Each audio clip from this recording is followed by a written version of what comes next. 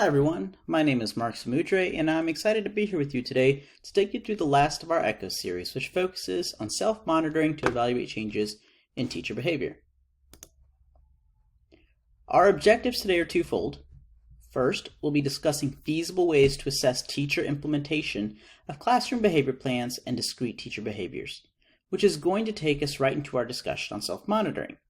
Next, we'll be briefly discussing how to use teacher-level data to inform the nature of support we provide to promote effective use of classroom management practices. But first, I'd like to start with this. This was shared and spoken to me during my doctoral training, and it reads, changes in student behavior are contingent on changes in teacher behavior. In other words, if we want to maximize behavior change for students, we have to be able to promote changes in teacher behavior because they are oftentimes the primary implementer of general classroom management practices, individualized support plans, etc. But figuring out how to best change teacher behavior can be a little vexing of an issue. We're going to approach our topic for today with this in mind.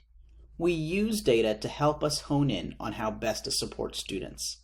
But what about teachers? What if we were to use data on their own implementation, not as an evaluative or administrative action, but as a supportive measure? Supportive in that we can use that data to figure out how best to support them support their students. Which brings us to what much of this ECHO series has been getting at. So before we go any further, let's recap what we've talked about across the past ECHO sessions to help tap into some background knowledge of what we've already discussed. First, we discussed the Big Five strategies that are essential classroom management practices. A critical understanding of these 5 teacher behaviors is extremely important in that an effective classroom is going to have these strategies in place. We then discussed the Classroom Assistance Tool, which involves a structured process for identifying priority areas and teacher behaviors in need of enhancement. These items on the CAT have direct overlap with the Big Five that you just saw on the previous slide and discussed during our first session. But the primary purpose of the CAT is to identify what systems are in place, somewhat in place, and not in place. And that directs us towards what we specifically need to target when we support teachers' classroom management practices. We use this information to develop a plan in which specific items that were either somewhat in place or not in place are targeted for support. All right, congrats, folks. We got to the end. That's it, right? We worked with the teacher to make the plan, we gave it to them, and now we're all on our merry way because it's all good. Wrong. The next step is critical.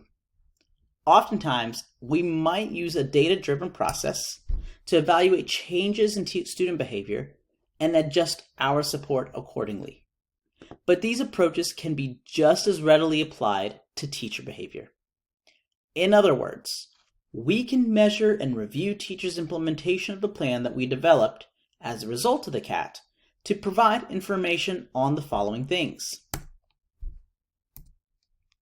First, reviewing teachers' implementation of classroom management practices can provide information on if the essential features of a practice are implemented consistently and correctly. Next, provide an opportunity for the provision of performance feedback. Provide information on if some aspects of a plan need to be revised, and provide information on if our support needs to be adjusted to match teacher need. But this is easier said than done in most instances. So let's calibrate this with what we know resources are like in schools currently. What are some barriers to collecting and reviewing teacher-level data on a continual basis? I've provided a link here to a Jamboard. If you're viewing this recording, feel free to pause the recording, select the link, or select the link that's included in the notes version of the PowerPoint file. So here's the theme I think was probably prevalent across most responses. The general gist for schools nationwide is that we're going to have to do more, but with less. And this has been magnified following the COVID-19 pandemic, where resources are scarce, time is less, and we're all operating on what it seems like survival. So just one more observation, right? how can we make that more feasible? Answer: we can empower teachers to become the primary behavior change agent by equipping them to monitor their own implementation. Which brings us to teacher self-monitoring. The technical definition for self-monitoring is as follows. It is an evidence-based strategy that involves observing one's own behavior and recording whether or not a target behavior occurs. So in other words, the teacher is recording the occurrence or non-occurrence of a specific behavior or group of behaviors, and all of those behaviors are ones that they are engaging or not engaging in.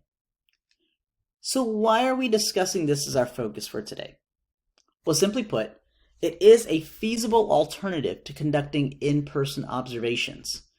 We have to have some kind of measure of teacher implementation when it comes to the CAT to know if there has been change in response to the initial support that we provide in the development of a plan. However, we're not always able to feasibly do that. Your day in and day out experience probably has you pulled in 1,000,001 directions. So measuring and collecting data on teacher implementation can actually be a very difficult task. If we can equip teachers to self-monitor their own implementation, then we can achieve the following things. We can improve teacher behaviors while minimizing reliance on outside personnel. We can also help avoid overestimation or underestimation on the fidelity of classroom management practices. It allows teachers to refine their implementation of classroom management strategies in real time. And an improvement on a teacher's practice can result in improvement on student outcomes. And finally, it is more feasible to conduct than in-person observations, given the time and personnel limitations faced by schools. And we're going to get more into how this is a feasible process for you in supporting teachers. So what's next? In the coming slides, we're going to go through one by one the procedural steps for self-monitoring. As you review these slides, I want you to put yourself in the position as support personnel, and how would you explain this to a teacher who's preparing to self-monitor their own implementation? And we're also going to be revisiting a scenario involving Mr. Bucks, who is a fourth grade teacher at Elmer Elementary School, just to put this into a scenario that helps us see some application. But first, if you're viewing this recording, you don't have to go ahead and put it in the chat, but let's do a temperature check. Just if you could select any emoji that clues me into how you're feeling about what we're talking about so far, go ahead and put it. Go ahead and just, mark it on your own. But this can range from like really mad that I would even think this is acceptable to speak on, or confused to loving everything that is being said right now. Now, we'll be going one by one through each of these procedural steps during our brief time together, and they are as follows. So let's start off with our scenario. Mr. Bucks, a fourth grade teacher at Elmer Elementary School. So first, I'm going to introduce you to Mr. Bucks, who we will be revisiting during our time together. Let's take a look at what's happening. Mr. Bucks reached out to the school's administration for classroom management assistance. The school's behavior specialist recently completed the classroom assistance tool with Mr. Bucks to identify areas in which they could specifically support him. Per the results of the CAT, the following areas were targeted in a classroom behavior plan. So the three items you see here outlined in red boxes were determined to be the highest priority areas for support. Does this look familiar? Which brings us to our very first step. We want to select a teacher behavior to implement self-monitoring with. Our previous ECHO sessions included information on how to conduct the CAT and use the results to determine priority and target areas of support to improve classroom management practices. We then use that plan to inform what we will coach the teacher to self-monitor. So before I move forward, I want to draw two distinctions here. To the right of the screen, you'll see the term discrete. The term discrete teacher behaviors, for the purposes of what we're talking about today, will refer to behaviors that have a clear beginning and end and are often brief and standalone, such as providing opportunities to respond or providing behavior-specific praise. Those are behaviors that have a clear beginning and end, are very brief in nature, and we can just do a quick frequency count. Did it occur? Did it not? The other variation of how we can use self-monitoring is with a multi-component plan. So here on this screen, you'll see a sample of a classroom behavior plan borrowed from the Florida PBIS project. And in this sample plan, you'll see several areas in which a teacher can self-report their implementation, and these were likely informed by the CAP. So for a lot of teachers, this will be what they are self-reporting. So especially if they had several areas in need of support. But for today's purposes, we're going to focus on self-monitoring discrete teacher behaviors. When we're selecting a behavior to self-monitor, this should be a behavior that is significant enough to result in desired changes in student and class-wide behavior. So let's take a look at this.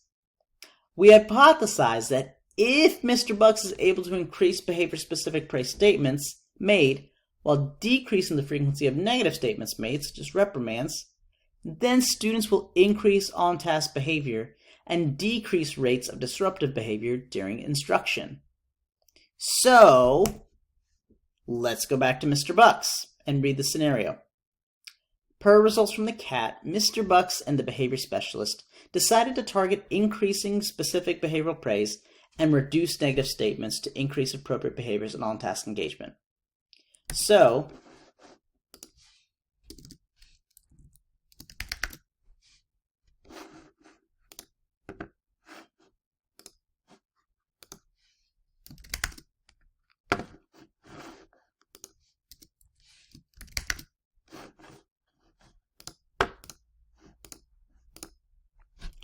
this is a nice bookend to our time together across these echo sessions.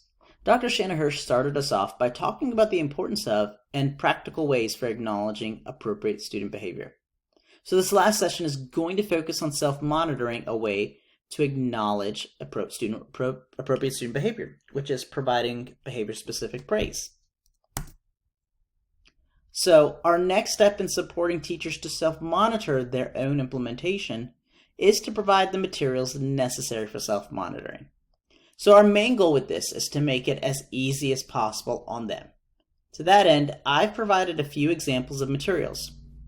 We can do simple tally marks. So for every occurrence of a behavior-specific praise statement made, the teacher would just simply make a tally mark on somewhere. We can use a golf counter, so every time they make a praise statement, we can give it a click and keep track of how many statements they made. We can tab a post-it on the board every time they make a behavior-specific praise statement. We can keep a paperclip in one pocket and move the paperclip to the other pocket for every occurrence of a behavior-specific praise statement made. So there's several ways, what I'm trying to get at, there's several ways we can do this in really inexpensive ways. Now, if you have a smartwatch, which many of us do these days, you can also download an app to help you keep track of how many BSP statements you made. So here's an example of an application that you can use. The Counter app is something that I've used in the past. So what you do is upon every occurrence of making a praise statement, you tap your watch and it'll keep track of it for you. So I've provided a QR code that should take you straight to the application if you're interested. But again, there are several other ways to do this that are inexpensive and tech-free. So, in our scenario, Mr. Bucks decided to keep track of the number of praise statements he made using the Counter app on his Apple Watch. I'll pause for about 20 seconds to give you time to read the scenario.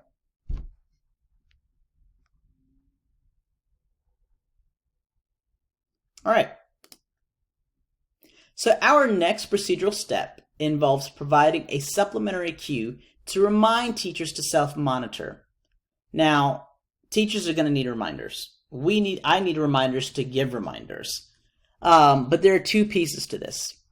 Actually reminding the teacher to self-monitor, and then picking the academic block in which they will be self-monitoring. So their use of praise statements. I've provided a couple of key considerations when choosing the academic block to implement self-monitoring during. there are as follows. Key considerations. Which academic block is the teacher having the most difficulty during?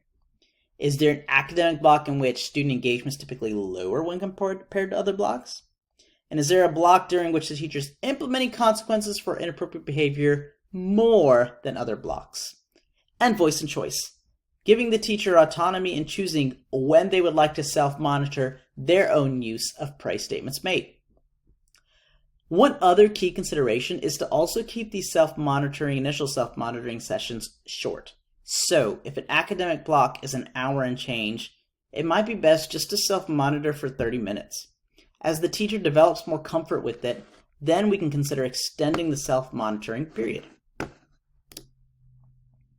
So, to remind teachers to self-monitor, I recommend just keeping it simple. Email is best.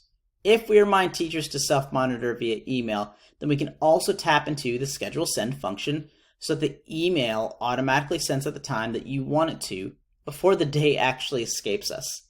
And if you're like me, you just found out that this existed like a month ago. So in the email you send, I also encourage you to be as friendly as possible. Remember, we're a support system for teachers. In whichever role you operate in at the school level, it's been my experience that friendly and approachable and supportive have always led to increased rapport and possibly increased adherence to a plan. There are other elements that can go into an email reminder, but we can get into that in the coming slides. So let's revisit our scenario with Mr. Bucks again. The behavior specialist met with Mr. Bucks to gain information on which academic block he observed the most difficulties during. Mr. Bucks indicated that he provides consequences for inappropriate behaviors and struggles to maintain student engagement the most during math. Mr. Bucks and the behavior specialist agreed. They would self-monitor the frequency of BSP statements made during math. So, moving on, our next procedural step requires that we self-monitor early and often. The logic behind this is that we want to self-monitor as much as possible at the beginning to detect if additional support is needed right out the gate. It helps also promote fluency in teacher responding. We want them to get used to providing specific praise. As teacher-level data shows improvement, then we can begin to lessen the number of times they self-monitor. And our next procedural step involves providing BSP for teachers' accurate and consistent self-monitoring. Folks, we want to keep the momentum going. If we can increase the consistency with how teachers self-monitor, then we're able to provide more opportunity for review and feedback on teacher-level data. So us reinforcing that teacher behavior of self-monitoring and reporting their data is crucial to pulling off improved student outcomes.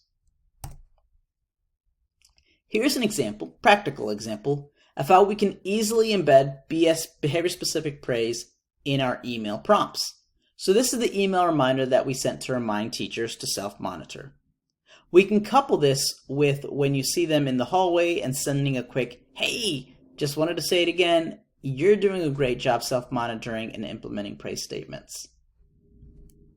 But the email provides a quick, easy alternative to providing those BSP statements as well.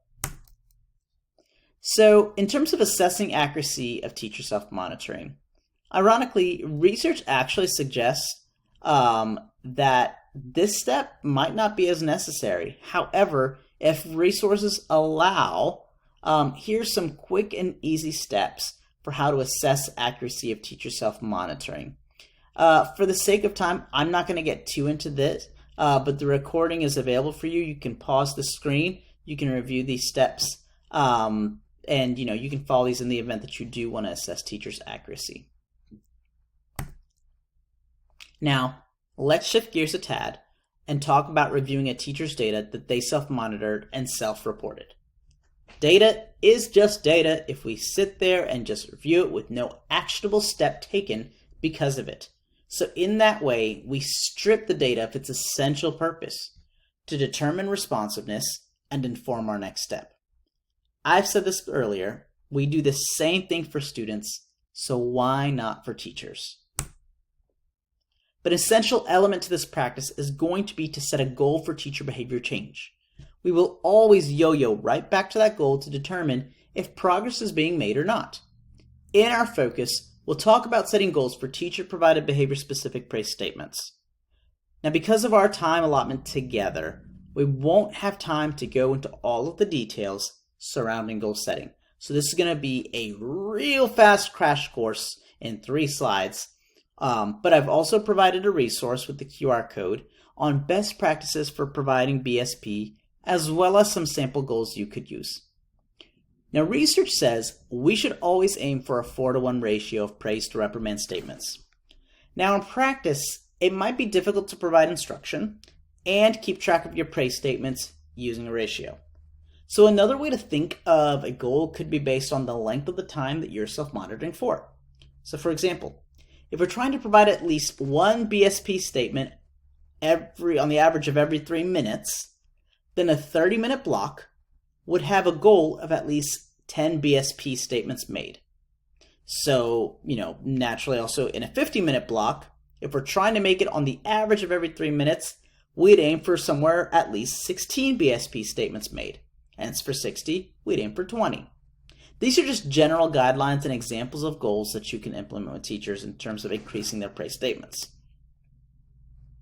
So as teachers self-monitor their data, we also want to link them to a place to enter in their data so we can continue and adjust our support if needed, and they're also provided an opportunity to get immediate visual feedback. One resource I'm providing here is a sample line graph that allows us to visually view session-by-session data on teacher-level behaviors. Teachers can enter in their self-monitoring data here, and it'll automatically pop up in the graph. This graph includes a dashed line which indicates the teacher's goal for BSP statements. And the teacher and the support personnel can view that data and make quick determinations on progress towards the goal. And we can also easily include a link to the document shared by Google Drive or some other shared drive in our email prompt.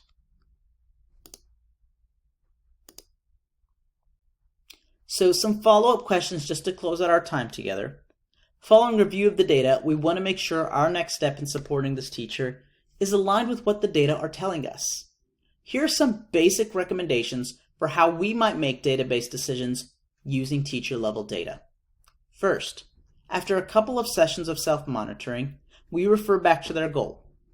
Are they consistently meeting their goal of 10 BSP statements in a 30-minute instructional session?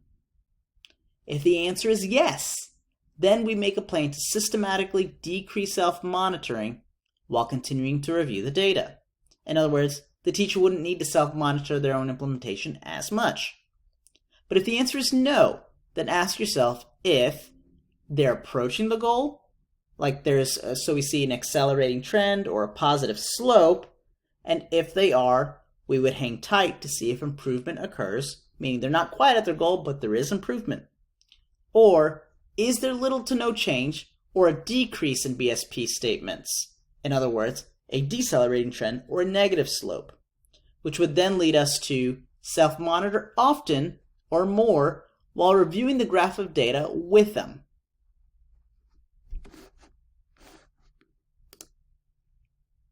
So let's revisit our scenario of Mr. Bucks one final time.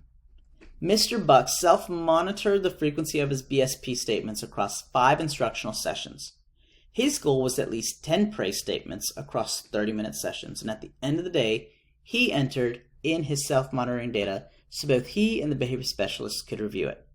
The data were as follows. And the blue line indicates the goal statement.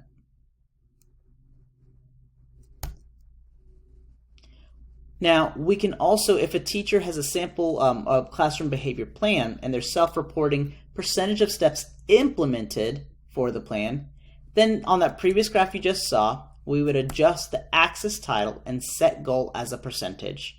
For example, 80% of steps implemented across 3 sessions.